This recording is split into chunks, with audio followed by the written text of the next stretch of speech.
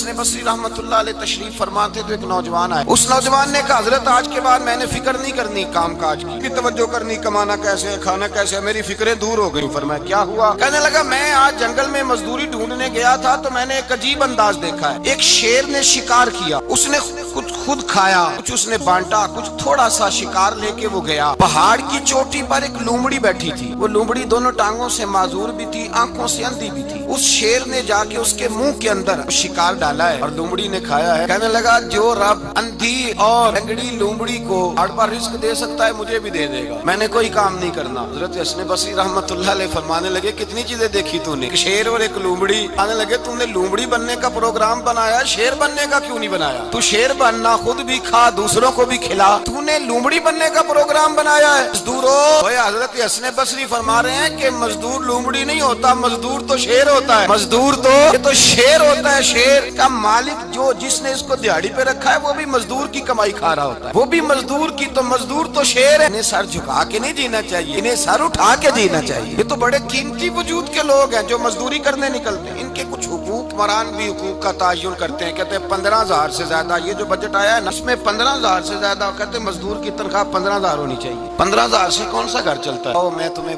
وہ اس بارگاہ پہ لے جاؤں, اس نے سب کو شانیں عطا فرمائی. حضرت ابوبکر صدیق رضی اللہ تعالیٰ عنہ خلیفۃ المسلمین بنے. خلیفہ بنے تو سویرے رات خلیفہ بنے, سویرے سر پہ ٹوکری رکھی, منڈی کی طرف جا رہے ہیں. حضرت عمر فاروق رضی اللہ تعالیٰ عنہ مولا علی شیر خدا کو کسی نے بتایا کہ وہ تمہارا خلیفہ تو جا رہا ہے مزدوری کرنے, تو جا رہا ہے کمائی کرنے. حضرت علی شیر خدا مولا کائنات جناب فاروق اعظم دونوں نے رستے میں روکا. ابو بکر کہاں جا رہے ہیں؟ فرمانے لگے کام کرنے جا رہا ہوں, مزدوری کروں گا, منڈی میں جاؤں گا, تجارت کرتا تھا اس کو جاری رکھوں گا, بچوں کا پیٹ بھی تو پالنا. اب تمہاری حکومت کے پیچھے بچے تو نہیں نا بھوکے مروا لینے, میں نے کچھ کرنا تو ہے. عمر کہنے لگے چلا کے بیٹھ, ہم صحابہ کو اکٹھا کرتے ہیں اور مال غنیمت سے تیرا وظیفہ لگاتے ہیں, آپ کو وظیفہ ملے گا مانا, آپ بیٹھ کر کے مسجد میں ڈیوٹی کریں. بیٹھ گئے, مشاورت ہوئی تو حضرت ابوبکر صدیق رضی اللہ تعالیٰ عنہ سے پوچھنے لگے جناب بتلائیے آپ کا کتنا وظیفہ لگایا جائے؟ حضرت ابوبکر صدیق فرمانے لگے اتنا لگا دو جتنی ایک مزدور کی تنخواہ ہوتی ہے. تو ایک صحابی بول کے بڑے میٹھے اور دھیمے لہجے میں کہنے لگے ابوبکر اگر تیرا گزارا نہ ہوا تو, اگر تیرا گزارا نہ ہوا تو. حضرت ابوبکر صدیق فرمانے لگے اگر میرا گزارا نہ ہوا میں مزدوروں کی تنخواہوں میں اضافہ کر دوں گا, اگر مزدوروں کے گھر جلنے لگیں گے تو میرا بھی چلے گا, میں ان کی تنخواہیں بڑھاؤں گا صرف اپنی. تو مزدور کے حقوق کا تعین کیا. سب سے پہلے تو میرے نبی پاک علیہ السلام نے منع فرمایا, فرمایا جس کو مزدوری پر رکھو اس کے ساتھ اجرت طے کرو. حضور صلی اللہ علیہ وسلم نے فرمایا جب تک اجرت واضح نہ ہو جاؤ کسی کو کام پر, جب تک اجرت واضح نہ ہو جائے, مکمل نہ ہو جائے کہ کیا دینا ہے کرے, کیا لوگے جو جناب دے دیں گے لے لوں گا, یہ اس کو پسند نہیں کرتی, محبوب نہیں رکھتی. پہلے اس کے ساتھ پہلا حق مزدور کو یہ دیا. مزدور کا دوسرا حق کیا بیان کیا میرے نبی پاک نے؟ میرے حبیب کریم علیہ الصلوۃ والسلام نے فرمایا پہلے طے کرو. کیا خوبصورت لفظ ہے, قانون بنا دیا. فرمایا جب مزدور مزدوری کر لے اس کا پسینہ خشک ہونے سے پہلے اسے ادا کر دینا. اس کا پسینہ خشک ہونے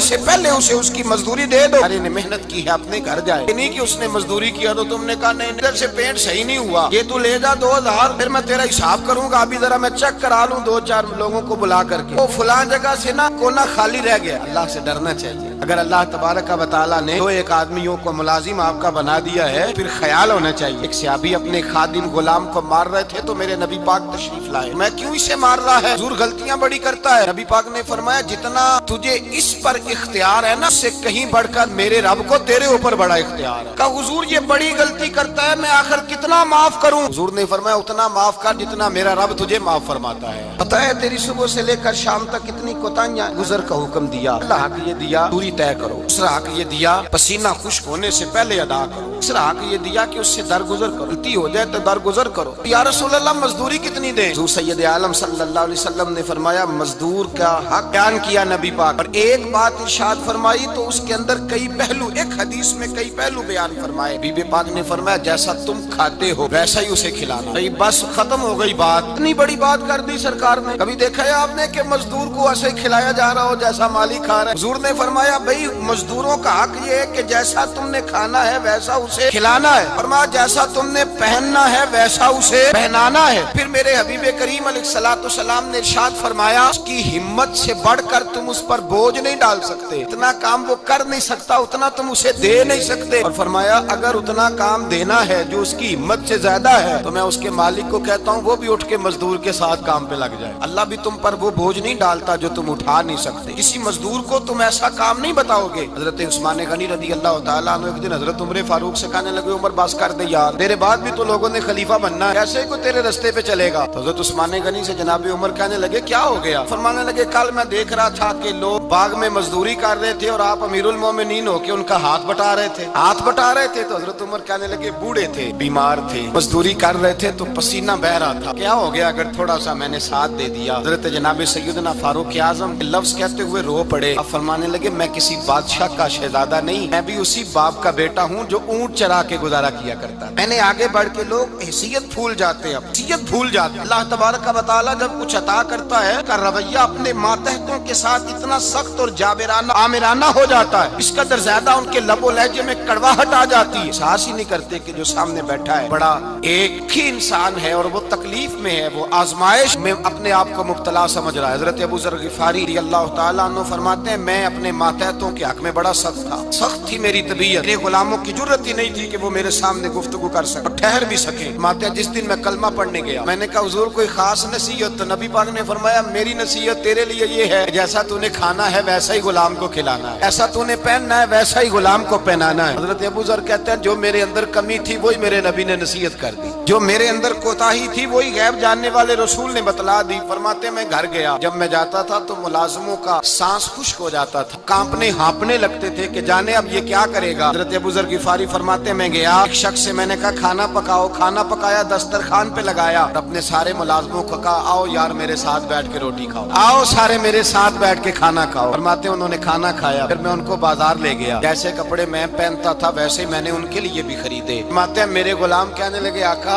खैर तो है ना, खैरियत तो है ना, क्या हुआ, मिजाज मुबारक तो ठीक है, क्या क्या हो गया। और ये हम फिजा को इतना खूबसूरत देख रहे हैं, इतनी प्यारी रिमझिम बरसती देख रहे हैं, ये जारी रहेगी या एक दिन की है। तो अबू ज़र ग़िफ़ारी रो पड़े, कहने लगे अब तुम्हें अबू ज़र ग़िफ़ारी बदला हुआ मिलेगा, इसलिए कि अब मैं वो नहीं रहा, मैं रसूलुल्लाह का कलमा पढ़ के गुलामे मुस्तफा बन गया हूँ, अब मैं बदल गया हूँ, मेरी तबीयत बदल गई। गुलामों के हक में हजरत मौला अली शेर खुदा गुलाम को लेकर के गए दुकान पर, हजरत मौला अली गुलाम को लेकर गए कपड़े की दुकान पर, 2 जोड़े खरीदे, एक कम कीमत का एक ज्यादा कीमत का, 2 जोड़े खरीदे। जब वापस लौटे तो गुलाम से कहने लगे तू अपना ले ले। गुलाम को पता था कि उस जमाने में होता क्या था, उसने कम कीमत का जोड़ा उठाया, तली फरमाने लगे अजीब आदमी है, तो तेरा नहीं ये तो मेरा है। उसने कहा हुजूर किस तरह से। फरमाने लगे तेरे लिए कीमती जोड़ा इसलिए खरीदा है कि तू जवान है, मैंने अपने लिए इसलिए छोटा खरीदा है कि मैं तो अब बूढ़ा हो गया हूँ, ये तो हाजत नहीं। लगा हुजूर बूढ़े और जवान का मतलब नहीं, आप अली हैं, आप चूंकि मौला अली हैं और आप अमीरुल मोमिनीन हैं, लिहाजा आप तख्त पर बैठना है, आपने सल्तनत को चलाना है, अब पहनिए। अली फरमाने लगे तू मेरा गुलाम बना है ना, तूने अभी मेरे नबी का दीदार नहीं ना किया, तू बाद में आया है ना, तू उस दौर में होता तू जान जाता। ये अमल मेरा है पर इसके पीछे जो नसीहत के फूल हैं वो मुस्तफा के अता फरमाए हुए। आई याद रखें ये करीम सैयद आलम सल्लल्लाहु तआला अलैहि वसल्लम ने तायुन फरमाया मजदूर के हुकूक का। हकीम बिन हिजाम कहते हैं मैं हुजूर की बारगाह में बैठा था तो नबी पाक सल्लल्लाहु अलैहि वसल्लम से मैंने कहा या रसूल अल्लाह आपको कौन सा आदमी पसंद है, कौन सा मेहनत करने वाला पसंद है। हुजूर ने फरमाया जिसके दोनों हाथ काम करें, दोनों पैर चले, उसकी पेशानी पर पसीना आए, वो बंदा मुझे बड़ा अच्छा लगता है। आज लोग मजदूरी नहीं करते, दाएं बाएं देखते हैं, वो के अंदर वो तवानाई, वो गैरत, वो खुददारी पैदा नहीं करते। भाई दन को झुका देता है खैरात का पत्थर, जहाँ में मांगने वालों के सर कभी ऊंचे नहीं होते। एक बार कहने लगे गैरत है बड़ी चीज जहाँ ने तगो दो में पहनाती है ये फक्र को ताजे सरदारा। अपने अंदर ये तवानाई पैदा करनी चाहिए, कोशिश करनी चाहिए। मेरे नबी करीम सल्लल्लाहु अलैहि वसल्लम ने फरमाया तुम्हारे बाज गुनाह ऐसे हैं जो सिर्फ तुम मजदूरी करने जाओगे तो अल्लाह तुम्हारी मजदूरी की वजह से ही तुम्हारे गुनाह माफ फरमा देगा। अल्लाह तुम्हारी मेहनत और कोशिश के सबब से तुम्हारी उन गलतियों से हरगुजर फरमाएगा। حبیب کریم یہ عالم صلی اللہ علیہ وسلم نے فرمایا مزدور جب قیامت کے دن آئے گا، بھئی عالم تو آیا، صوفی تو آیا، درویش تو آیا، کعبہ تو آئے، کانا تو شفاعت کے لیے شمار کیا گیا۔ مصطفیٰ نے فرمایا جب مزدور آئے گا، مزدور کی سب سے بڑی غلطی یہ ہے کہ مزدور اپنے آپ کو نیچ سمجھتا ہے۔ مزدور کی سب سے بڑی غلطی یہ ہے کہ یہ اپنے آپ کو چھوٹا سمجھتا ہے۔ اس کی زیادتی یہ ہے کہ یہ اپنی سوچ کو بڑا نہیں کرتا، یہ سمجھتا ہے نہیں کہ بھئی میں تو دو ہاتھوں کی محنت کی کمائی کھاتا ہوں، یہ آرزوئے کرم اور میں آپ سے کروں، بھیک اس کو دیجئے جس کا خدا نہ ہو۔ مزدور کی زیادتی یہ ہے کہ یہ اپنے آپ کو چھوٹا جانتا ہے۔ میرے مصطفیٰ نے فرمایا جب مزدور محنت کرنے والا قیامت کے دن آئے گا تو اس کا چہرہ اس طرح چمکے گا جس طرح 14ویں کا چاند چمکا کرتا ہے، اس قدر اس کا چہرہ چمکے گا۔ وہ آئے گا وہ صبح قیامت۔ میرے بھائیو، مزدور عظیم شخصیت کا نام ہے۔ محنت کرنا، اپنے دونوں ہاتھوں سے مشقت کرنا، جدوجہد کرنا۔